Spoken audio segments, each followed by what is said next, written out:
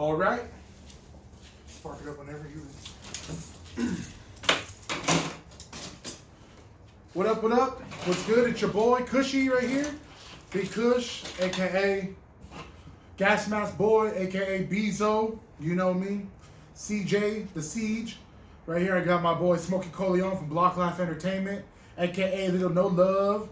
You know what I'm saying? That's my boy right here. He's a general. He runs BloccLife Entertainment, a music group, a collective of a bunch of cool stuff he does. He's got his own clothing out. He's got his records. He's got his music, his albums. He's produced the infamous Young Hit. And today we're on Kushie Talks, and we're going to be talking and having a sesh just about my boy. So, what's up, Smoke? How you doing today? Good, man. Posted, man. You know, we just finished up shooting a couple of scenes for that Food Stamps video. Good looking out for my boy, Kushie, Gas Mask Boy. Yeah, you know how we do it. We getting ready to fucking launch some new shit. 2020, we try to stay pushing forward and moving. Pushing forward, cuz. You know what I'm saying? Yeah, exactly. Yeah. So tell me, what got you into music in the first place? I've always loved music, bro, since I was little and shit. I used to be like 4 years old, finding a little, back in the days they used to sell these little plastic guitars at the little liquor stores and shit. I used to fucking walk around playing that shit or just beating on some shit like some drums. And then once I really got like introduced to hip hop, when I was probably about 5, 6. And then, you know, by the time I was 10, I was rapping since I was 10, so. Dope. Now, you come from a pretty unique backstory or early life. Why don't you go ahead and dive into a little bit about your early ages? Early ages, you know, I'm an 80s baby, grew up in the 90s. You know, the 90s, gangbanging was fucking active on every aspect of shit. Originally from South Central LA, off of 87th and Avalon and shit, always post up and shit. You know, I'm blue ragging and shit. I'm not gonna overdo it on, you know, all the politics and shit, but you know, I did what I did. You know, rep for the hood, bang bang, slam dope, just like, I mean, that seems to be the usual story coming out of LA as a whole and shit, California even, you know. You know, we all struggling to make it and stuff, and we've all done shit that you just got to do what you got to do to survive and to make it. And fortunately, you've been able to move past that into new ventures, new venues, and do what you love, which is music. Oh, definitely. So what's the current project that you're working on right now? Right now we still pushing that BloccLife shit Volume 1. We dropped that back like middle of August and shit. But we're pushing that, been on video, because that shit got fucking more views than I expected and shit. I mean, it was a good video. Yeah, how many views you get on that? Shit, right now we probably about like 81, 82K. Damn it. In about 3 months. That's what's up, dog. You know. Congratulations on that. Appreciate that. Sure. You know, Gas Mask Boy filmed the shit. You know, I directed and edited and shit. But, I mean, I was hoping to get, you know, a good amount of views, but didn't expect that much. We just had like a massive fucking wave that just came with that fucking video and shit. And people really digging it, so. That's what's up, man. We've done a lot of cool stuff together. We've done some cool videos. And it's like, we just keep evolving and getting more knowledge and doing better at our crafts. Yeah. So I'm really excited to see what we got lined up for 2020 and the new stuff that we're going to be working on together as a whole. For those of y'all that don't know, my boy, I always refer to him as Bezo, because that's how I always knew him, as Bezo. But, you know, he's a man with many names and shit, many talents. You know, he's the one that made the official BloccLife Entertainment logo, the BloccLife clothing company logo. And which he's got on right now. Here's another design I've done. Right here, got that BloccLife. I call it the BloccLife City, you know, design. But, and then, you know, we just stay pushing and shit. Even though we are our own individual people and have our own things going on, it still come together. And we always help each other out, you know. I always tell Kushie he can fucking throw any of my songs on any of his videos and shit, you know. Which you can find on that Kush 420 Gang, on the Kushie Clips episode 3, I believe. Got a montage. Shout out to Shadows. Shout out to Raz Ruthless for sending me clips. And then, you know, you got me. It's a pretty good one. And that's a banging song, How We Ride. You need to check that out. That shit is popping. We're definitely going to do a video for that one and shit. Oh, I can't wait to fucking work on that one. But right now, the video we're working on is Food Stamps. Like the way I kind of posted yesterday, this been on video was more of a fun turn up, you know, kind of let you know that we've been out here for a minute doing our shit. You know, we're gonna stay pushing and doing our shit. It was, you know, more of a turned up song, which I've thanks to my bro Young Hit and shit, you know, I've been able to be a little more open minded on certain types of beats. And when I heard that beat, I was like, damn, that should go hard. And people were surprised because, you know, the way I got down on that fucking with the hook and everything on that shit.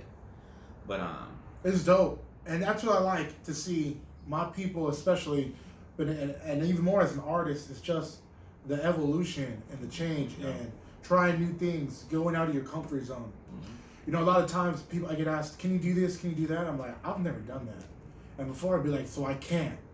But now that I'm older and I've got a lot of experience and years under my belt, I'm like, shit, I'll try it. Let's do it. What's the worst that can happen? Exactly. And you know, it's most of the time it comes out pretty decent, if not immaculate. Yes, indeed. So, my boy, you've been smoking weed for a long time. Shit. I always tell people this. 11 was the magical age for everything, you know. 11 years old, got put on, you know, on the hood. So I was gangbanging, slanging dope, smoked weed for the first time. Tell me that experience. I don't think I've ever heard that story. So tell me about that. Okay.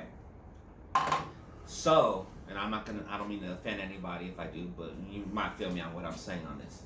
When I was 11, I found a job in the Penny Saver, getting Alley Times subscriptions, going door to door and shit. I kind of sucked, you know. People, you know, we used to say the typical shit you might still hear now. Help me stay off of drugs and out of gangs and shit. But y'all motherfuckers should have bought some subscriptions because look what happened. But I think like the third or fourth time that I went out, and this is where I'm not trying to offend nobody, but the dude that used to pick up, you know, it was just boys. I think maybe it was one girl, but was a big fat white dude that drove an old blue van, kind of like your typical pedophile or stereotypical pedophile that you would see like in a movie or some shit. This nigga was fucking driving that kind of van, and he looked like that type of motherfucker. Rolling around in the rape van, huh? Yeah. So he dropped us off. But anyways, because my first 2 days that I did my shit, I think I got maybe 1 or 2 subscriptions. So he set me up with this kid that was doing like an awesome job and shit. So he dropped us off. I'm not even sure what street. We're still in LA somewhere, but I don't know. I'm not too sure where he dropped us. We go like random spots. Anyways, drops me off with this kid so he can kind of show me the ropes and maybe see how he's doing the shit. And as soon as he drops us off and drives around, the kid comes up to me. He's like probably about 2 years older than me. Hey, you want to smoke some weed? And I didn't even hesitate. I was just like, okay. They bust out a joint. We took a side street. We smoked. Needless to say, neither one of us got any subscriptions that day because we probably wouldn't have been good going up to people's doors smelling like weed and shit. So, what year is this? Shit, this was like, what, maybe 92? Oh, okay. Yeah. 92.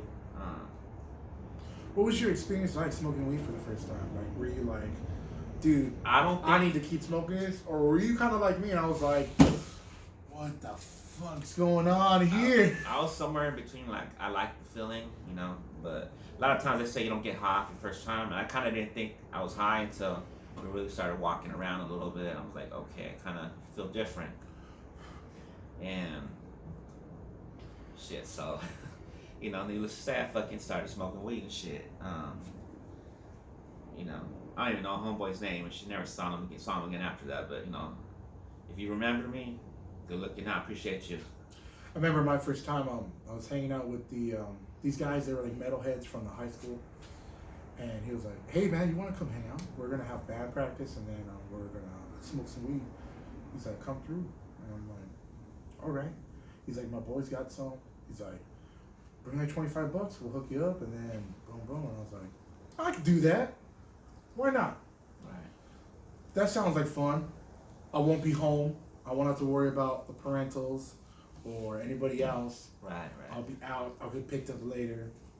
Fuck it, let's do it. So I went, hung out. They were doing their thing. It was, pretty interesting. If I wasn't a hip hop head, man, I'd definitely would be into that scene for sure. I think, because I like doing like the vests and the pins and patches and all that. Yeah. So it was cool hanging out. And then he fucking got me this. It was called Viper Kush. I'll never forget it. Viper Kush. It's like sounded dangerous to me, like a fucking viper, dude. I was like, all right. He's like, yo, ground it up. Here you go. Got me my little bag. And he's like, yo, we're gonna go to the other homies' pad, and that's where they do their sessions. They have a big ass circle of people. They smoke in the garage. They got a piano. They got, I think, an N64 setup. I was ready to kick it. Some Smash Bros. You know me. I'm a big video game fanatic. I'll run in there with Fox or Kirby. Fuck your day up. Anyways, the little nerd in me came out. We went. So, yo, this is what I got to contribute. All right, everyone was pitching in. And then they were like, hey, is this your first time? Oh, man. And this is where kind of like I gained this custom. They were like, all right, it's going to be good to smoke with you. We're going to get you fucked up. And they brought out a steamroller, right? And I was like, what the fuck? Now, for those of you who don't know what a steamroller is, it's basically a big-ass glass tube that you put one under your mouth, you cover one end with your hand, and then you light the bowl on top.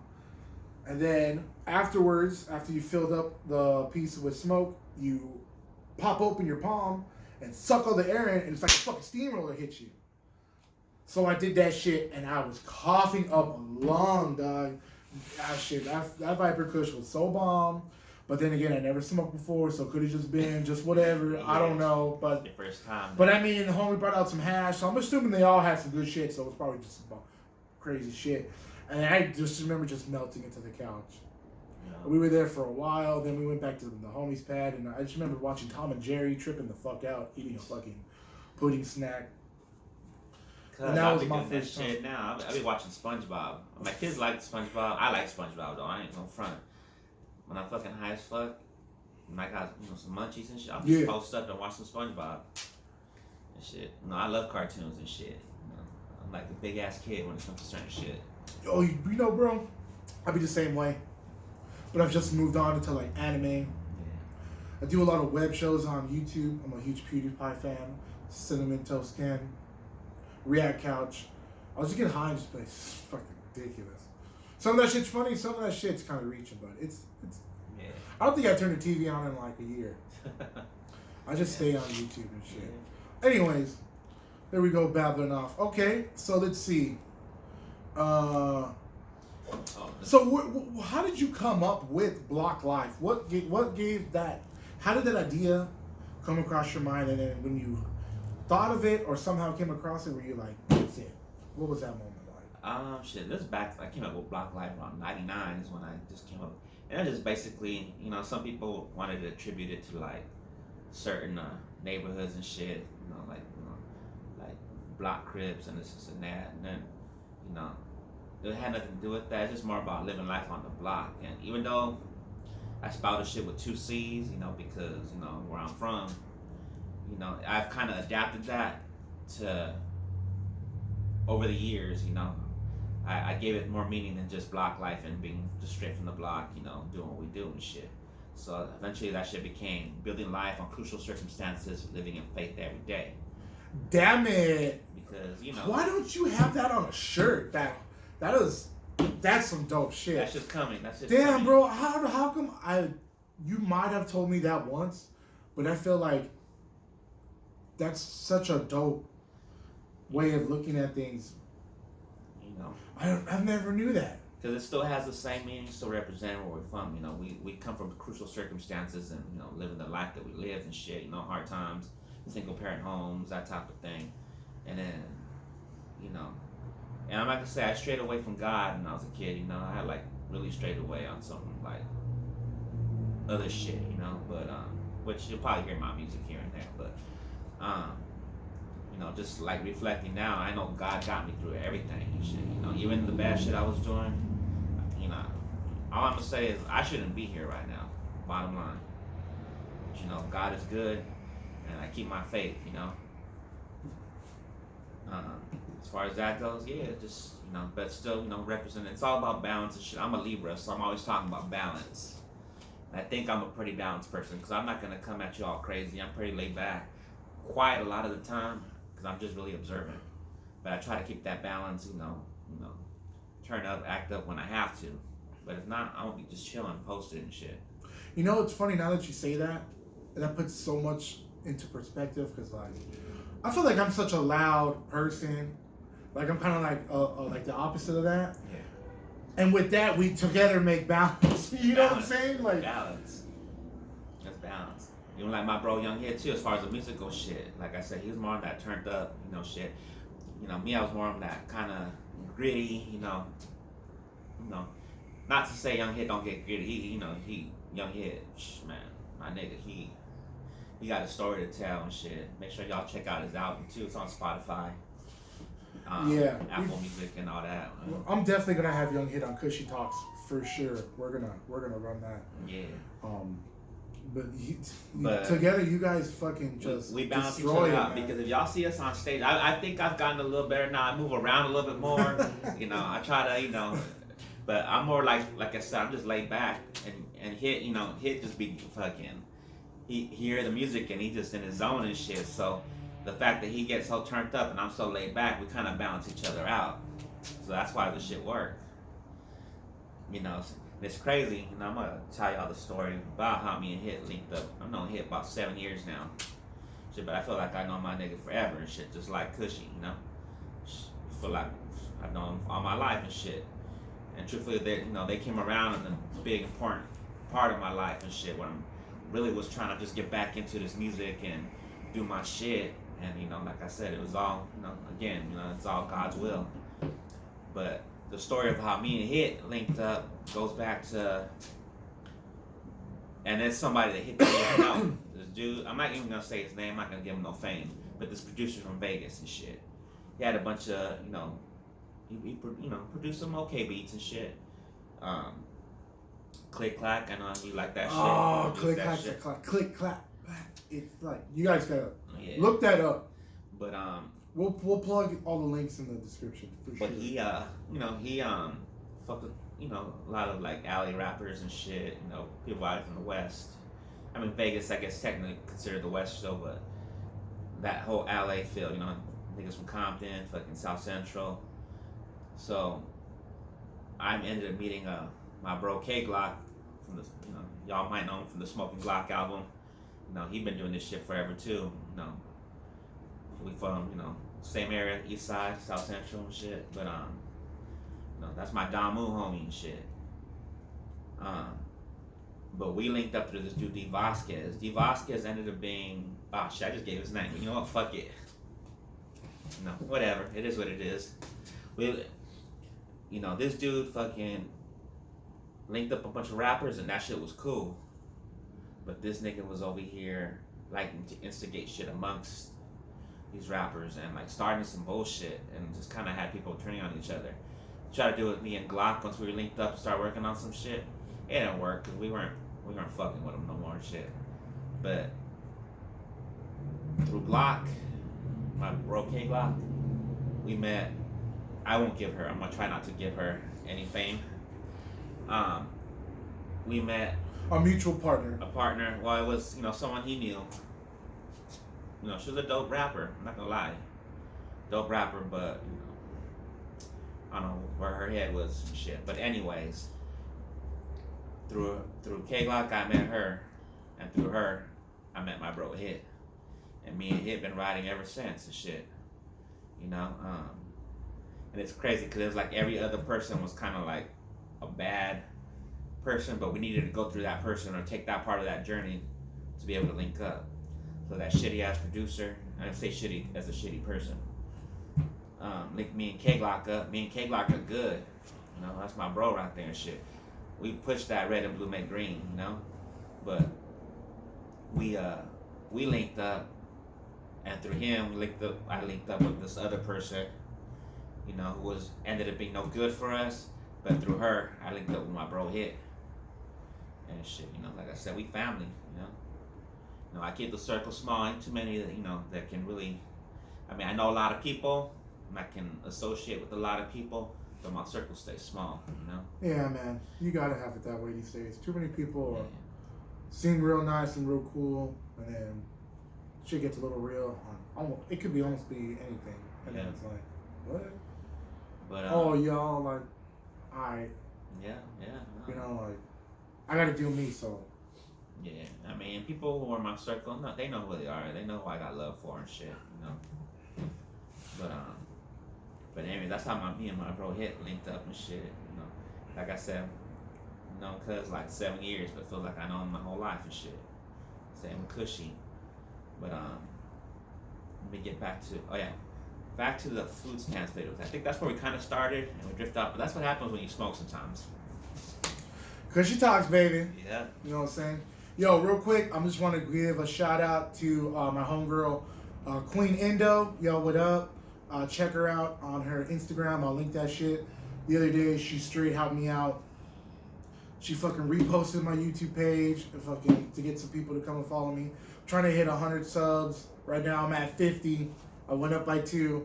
You know what I'm saying? So I just wanted to shout her out real quick. And I'm going to hook her up with some shit. For sure. Let's see here. Let's see. If anything you'd like to share, any type of stories or crazy antics, or I don't know, anything you want to throw out while we're here on Kushie Talks? Not too much. Like I said, I just want to touch on the food stamps video. Basically, you know, the last video, how I was saying it was more of a turned up, you know, kind of fun song, some shit you can bump in the club. I mean, pretty much do anything in the club nowadays, but but this food stamps kind of, I'm taking it back to that real fucking gritty fucking alley life and shit, you know. When 11 years old is when I started doing everything, like I said, and that's basically, you know, obviously I don't look like I'm 11 anymore, but with this video, that's kind of what I'm trying to touch on, just that mind state from 11 to like my early mid-teens and shit, when I was doing what I was doing out there, you know, before there was Smokey Corleone and shit, you know, and that's what that's how I posted it, just, you know, I'm trying to give y'all a little bit of a glimpse. That song is just a glimpse of me before I became Smokey Corleone, you know, a little no love, named after the big homie, Big No Love, R.I.P.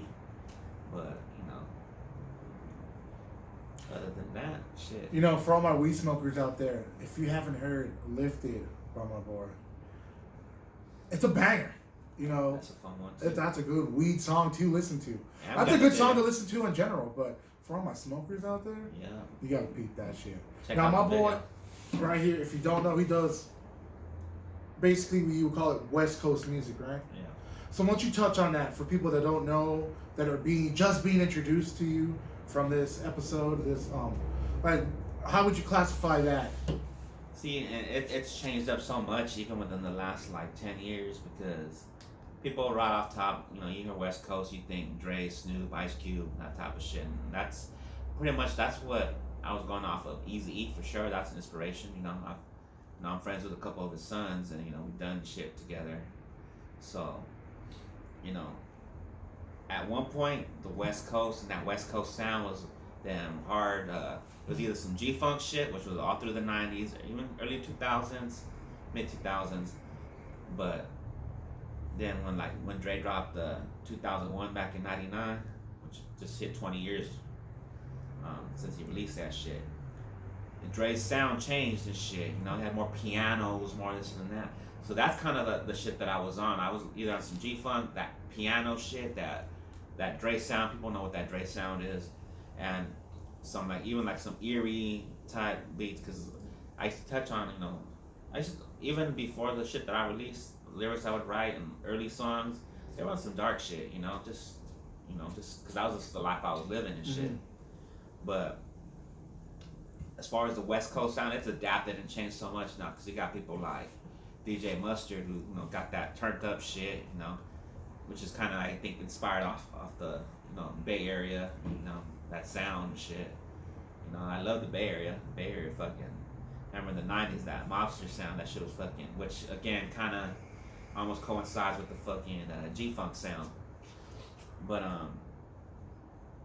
as far as, you know, West Coast, like I said, it's changed. You know, you have, you know, all types of beats now. I think instrumentals as a whole, they're more universal now. You know, people can, you got a lot of, the East Coast sound now don't sound like the East Coast shit that I grew up on. You know, the Bezo, I know, was really into, like all that Wu-Tang shit, that early Biggie shit. all that type of shit, you know. Yeah. Now the sound is just kind of like, because you got producers that are, you know, just renowned bangers, so that, you know, everybody want to fuck with them and shit. You know, you got people on the south, the east that, you know, fuck with Mustard and, you know, those types of producers from out here, and you got people from out here that fuck with, you know, the East Coast producers. Like I said, it's just more of a universal sound now. But as far as West Coast goes, though, that kind of goes back into that West Coast mentality. I think is what it is more now. That's just that, you know, that survival. Music's just survival and shit. But then again, everybody, you know, touches on that no matter what coast you're from. But you still know when someone's from LA, certain shit, certain lingo,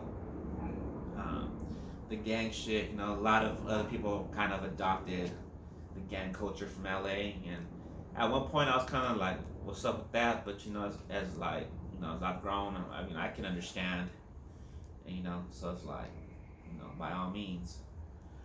But you know, the West Coast, like I said, West Coast music now is just more, you can tell when a motherfucker from California knows the shit they're talking about, you know. If they even mention palm trees, you know, it's out here, you know, fucking, you know, whether they talk about essays, Crips, Bloods, you know that's just from out here. But like I said, music's a little more universal now. But I think at one point it was more of the beats, the instrumentals, that people kind of like, oh yeah, that's some West Coast shit, you know. But truthfully, if you go back to like when Dr. Dre kind of switched up his sound, a lot of his new sound kind of sound like some East Coast shit because of the pianos and all that type of shit.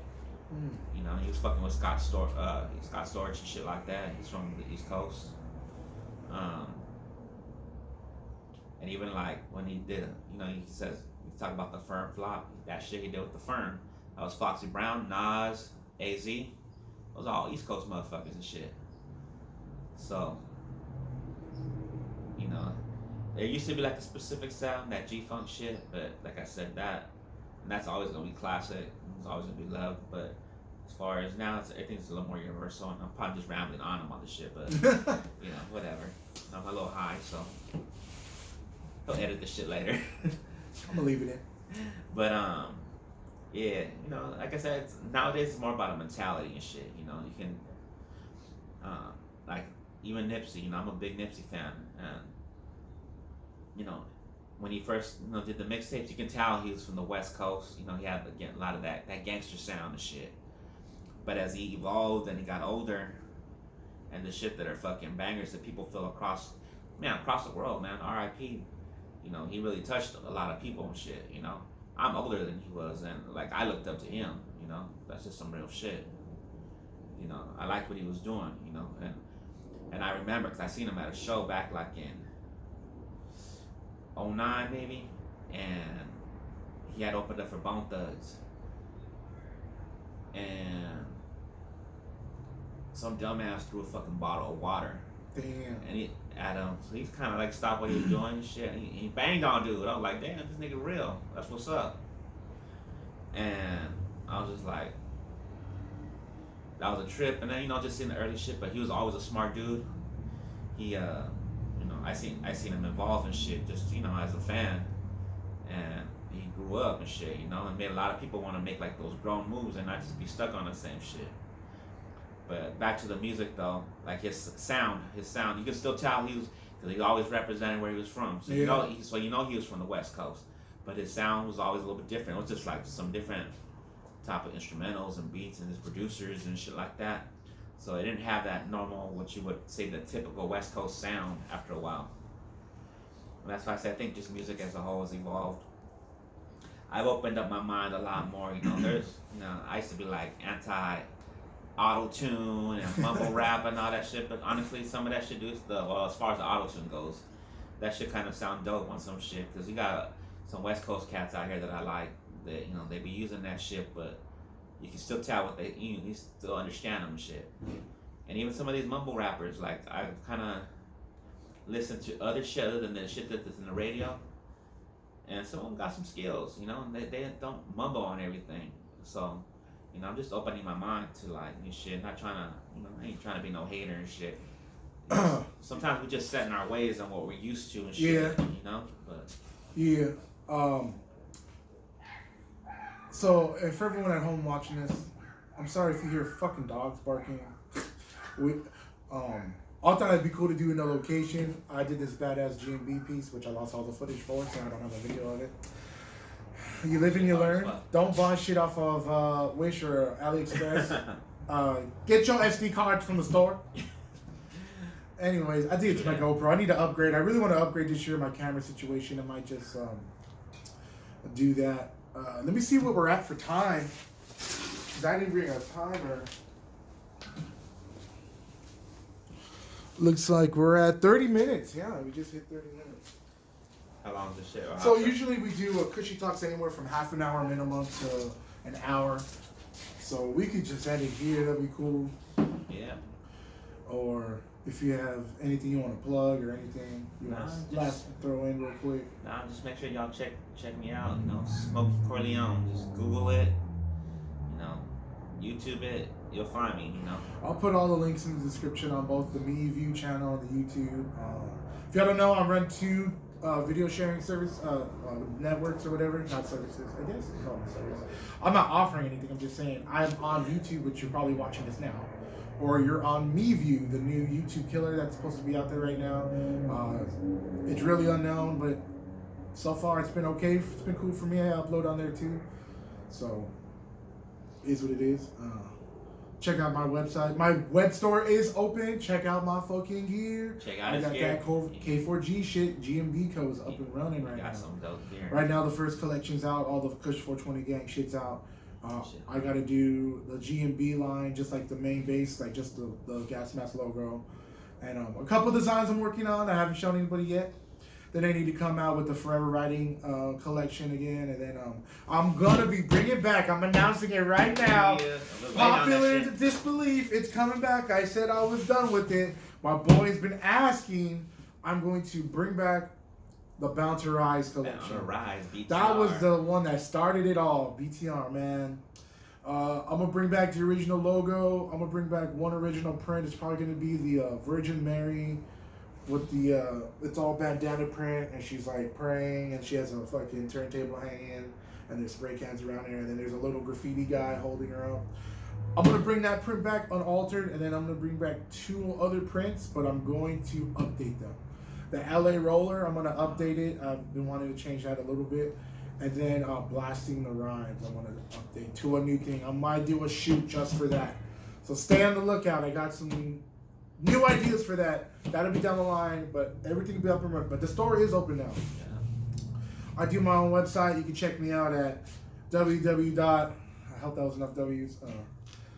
Kushie 420 KUSHIE 420.wixsite.com/home. You just type that in and it'll bring you to the website, and then from there you can navigate to everything. I got my old photo shoots on there from doing the Gas Mask Boy Productions. I did a shoot. I got some old photos I did for when I was rocking Bezo. That's a cool photo set to the homegirl Jennifer. I did a run with her. I got some new people that want to do some shoots. I'm really excited about coming up. Shout out to Miracle23. What's up, girl? We're gonna get it. You know what I'm saying? Yeah. So cool. Episode of Kushie Talks in the bag. We're gonna smoke another blunt, and then I'm gonna edit this later. Hopefully it's up tonight or tomorrow. Thanks for tuning in. Please share. Help your boy out trying to get a custom URL. My shit still says Bezo187. I want that shit to say GMB code, motherfuckers. Spock it up.